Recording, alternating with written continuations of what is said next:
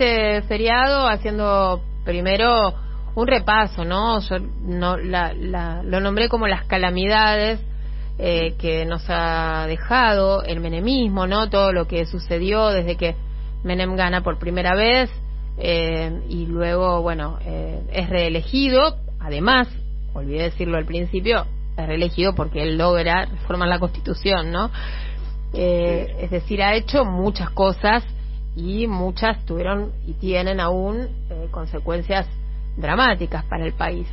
Pero me preguntaba, Artemio, decía también que me quedan muchas preguntas, ¿no? Y una de ellas es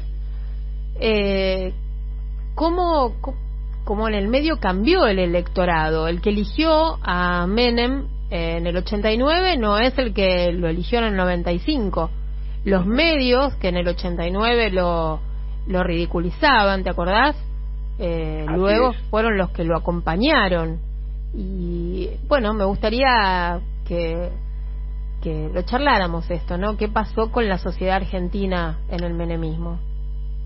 Sí, lo que se produce durante el despliegue del proyecto neoliberal encabezado por Carlos Menem fue el quiebre, sobre todo el comportamiento electoral de amplios sectores medios en Argentina, sectores medios bajos, compuestos particularmente por clase trabajadora, segmentos vinculados a los servicios, también trabajador industrial, ¿por qué no? Y que cambia rotundamente la composición del electorado que le dio el triunfo a Menem en el 89 y el que luego reitera el triunfo en el 95. Efectivamente, como vos señalás, hay un cambio en la alianza de clases, y si la del 89 incorporaba sectores medios, y estos sectores que te decía medio pleno, que acompañaron el triunfo de Menem contra el candidato radical en ese momento, Eduardo Angelos, ya en la primera reelección de Menem a mediados de los 90, la composición electoral básica era sectores medios altos y altos con sectores populares, de sectores de la pirámide, abajo de la pirámide. Sí. Un populismo conservador tradicional de derecha que fue el que desplegó finalmente el último tramo de la colonización del peronismo por parte del proyecto neoliberal. El de Menem fue el intento más colosal, yo te diría, y más persistente de cerrar la famosa grieta entre un proyecto conservador, regresivo, y un proyecto popular democrático en democracia desde que tengamos memoria histórica, a través de la colonización por parte del neoliberalismo de un partido popular democrático como el peronismo. Eso fue claramente Carlos Menem, y las consecuencias que dejó en el país, como bien señalabas vos, son persistentes. Fue de alguna manera la arqueología del macrismo, con una penetración en los sectores populares y una capacidad de construir sentido común inigualable. En ese sentido, el daño promovido no fue solo material, sino cultural y simbólico, de una manera profunda, sostenida, en una perspectiva que todavía nos acompaña. Uy, cuántas preguntas para hacerte a partir de todo lo que dijiste. Por un lado, sí, el apoyo del 95 en adelante decías que era de los sectores altos y de las clases populares más empobrecidas. Sí, exactamente. O sea, muy como en los extremos. Exactamente, él tensó el tipo de comportamiento, perdió a la clase media, la clase media se empobreció. El fenómeno de nueva pobreza, el empobrecimiento de los segmentos medios, es típico de la salida del gobierno de Alfonsín y el despliegue del proyecto menemista en Argentina, un sector medio que era muy rutilante a mediados de los 70, casi el 80% de la población del Gran Buenos Aires, se medía en ese momento distribución del ingreso y pobreza solamente en la zona metropolitana, pertenecía a los segmentos medios.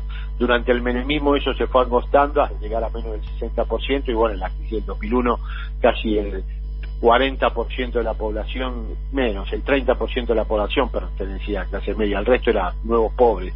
La nueva pobreza es un fenómeno claramente del menemismo, un quiebre en los sectores medios que consolida esta nueva estrategia electoral de cara a la reelección de Menem, que unifica el comportamiento de sectores medios altos y altos con los sectores populares, los sectores más pobres de la ciudadanía argentina, que eran claramente mayoritarios, de casi el 30%. Menem tenía en ese momento 28% de pobreza. De ahí la construcción que los llevó a obtener más del 50% de los votos en el 95, con el cual derrota a Octavio Bordón, a Carlos Álvarez, el que era la alternativa en ese momento, que creo que obtuvo el 30% de los votos. Sí. Ahora, Artemio, también decías que fue el intento más colosal de cerrar la grieta, como la entendemos, entre, bueno, el modelo, los modelos nacionales, ¿no?, y populares, y los modelos conservadores o liberales. Así es. Pero en ese intento de cerrar la grieta, ¿cómo se ubica él en la genealogía peronista? ¿Cómo lo lees vos esto? Bueno, es un peronismo, como decía Cook, de las clases dominantes. El populismo como estructura, organización y discurso no tiene un final definido, es un final abierto. Hay un populismo de los sectores subalternos, un populismo de los sectores dominantes. Claramente el de Menem fue un populismo de los sectores dominantes, y el intento de cerrar la grieta es porque hizo desaparecer el proyecto popular democrático y lo transformó.